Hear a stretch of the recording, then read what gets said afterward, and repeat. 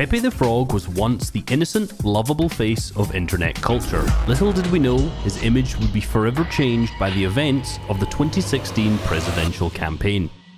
Artist and cartoonist Matt Fury created Pepe the Frog in 2005 as part of the Boys Club comic, which featured four best buds as they smoke, drink and party their way through life. Artists often say that the most difficult part of art is naming it. For Matt, that wasn't much of a challenge. It sounded like Pepe. In Arthur Jones' documentary Feels Good Man, Matt reveals how seeing one of his childhood friends urinating with his pants all the way down his ankles made him think of how freeing that must feel, which created one of the internet's most iconic catchphrases of all time, "Feels Good Man." These short comics were originally posted on MySpace, but after that, Matt started to see the phrase "Feels Good Man" appear on gym progression pictures, and at that time, thought nothing of it. In 2008, the Feels Good Man sketch was scanned and uploaded to 4chan's B-board, and the meme took off. There was the base Feels Good Man Pepe, there was the Pepe Happy, Pepe dressed as Donald, hold on, that one comes later, Monka S, Pepe with a shotgun, and even Sad Pepe, whose phrase was turned to Feels Bad Man. As Pepe became more widespread, 4chan users began referring to particularly creative and unique variants of the memes as rare Pepes, often with watermarks such as "Rare Pepe, do not save," generally meaning that the artist had not previously posted the meme publicly. People were willing to pay big money for the rarest, finest, most unadulterated Pepes available.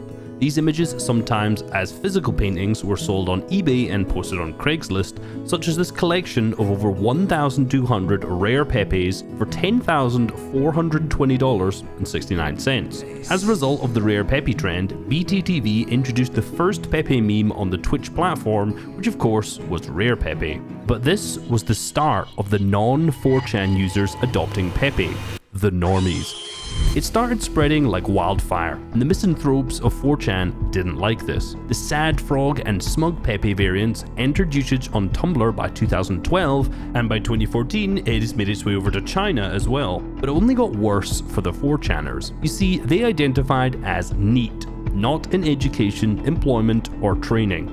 The true basement dwellers. You see, Pepe was a lonely little frog with a relatable face, and 4chan was a place where people from all around the world could feel lonely together. At this time, most social media posts were showcasing how amazing everybody's lives were, which of course made these lonely people feel even worse. Pepe's relatable face was a way to showcase these feelings, so when the NEET squad saw not only normies, but celebrities start to post about Pepe, this was the final straw. Katy Perry, Nicki Minaj, it infuriated them. But it only got worse. Pepe became number 6 on Daily News and Analysis's list of the most important memes and was crowned biggest meme of the year by Tumblr. This popularity enraged the 4chan users as they felt like the meme was theirs. Pepe went so mainstream, they tried to kill it by making it as shocking as possible. Pepe was being transformed into a terrorist, a Nazi, and a skinhead. In 2014, when Elliot Rodger went on a killing spree near the University of California, Santa Barbara,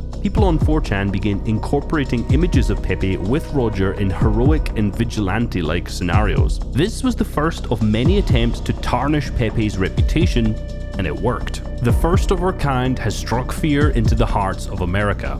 This is only the beginning.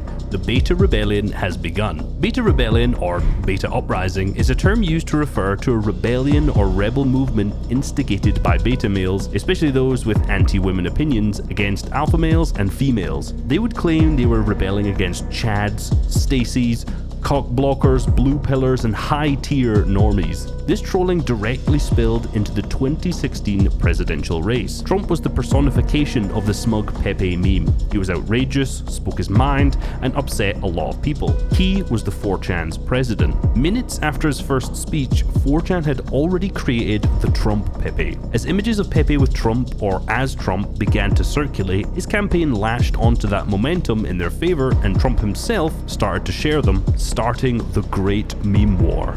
This was a battle between the supporters of Donald Trump and Hillary Clinton. The memes were used to attack a candidate or sway their supporters, and some created conspiracy theories that Clinton had a body double or that Trump's hands cannot even hold a whole piece of chicken. Of course, Trump supporters heavily used Pepe in their fight, such as in the meme wars Dat Boy Awaken. Far-right activist and white nationalist Richard Spencer, aka Piece of Shit, was being interviewed by ABC News when he was questioned about the pin he was wearing. For age restriction reasons, I paused this clip right here, but you don't need a PhD in physics to figure out how this ended. At a speech that Hillary Clinton was making, one 4chaner was live blogging the event when this comment appeared. The emerging racist ideology known as the alt-right.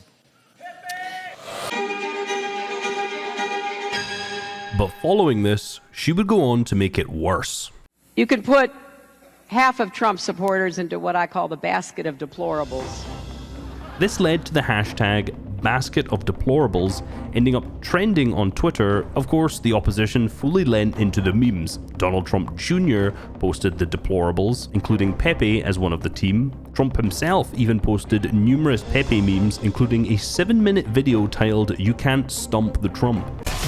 Given Pepe's association with school shooters, racists, Donald Trump, and the alt-right, it's safe to say that the 4chan goal of killing Pepe so the normies didn't use him was a success. But what would come next would be the nail in the coffin. Hillary thought it would be a good idea to release an explainer. Donald Trump, Pepe the Frog, and white supremacist. Why is there a frog standing directly behind Trump? That's Pepe. He's a symbol associated with white supremacy. In recent months, Pepe is almost entirely co-opted by the white supremacists who call themselves the alt-right. This couldn't have been a worse move by Clinton. In May 2016, the Daily Beast wrote that turning Pepe into a white nationalist icon was an explicit goal of the alt-right. The meme had won. They'd gotten an actual US presidential candidate to make an entire blog post about their actions, and the other main candidate was retweeting their memes. They felt they had an actual impact in the result of the elections and wore that like a badge of honor. I am feeding from the iridescent pool of MAGA meme magic.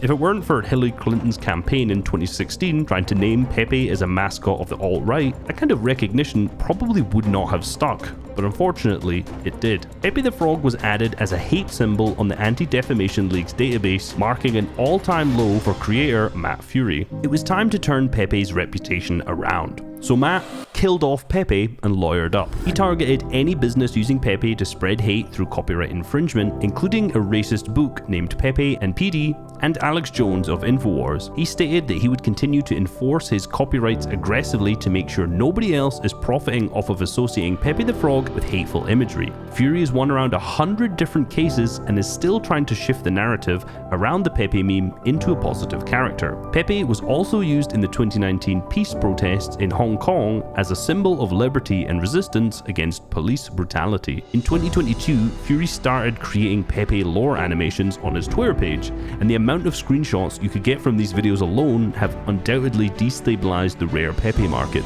In an interview with Time, Fury said that before he got wrapped up in politics, Pepe was an inside joke and a symbol for feeling sad or feeling good and many things in between. I understand that is out of my control, but in the end, Pepe is whatever you say he is, and I, the creator, say that Pepe is love.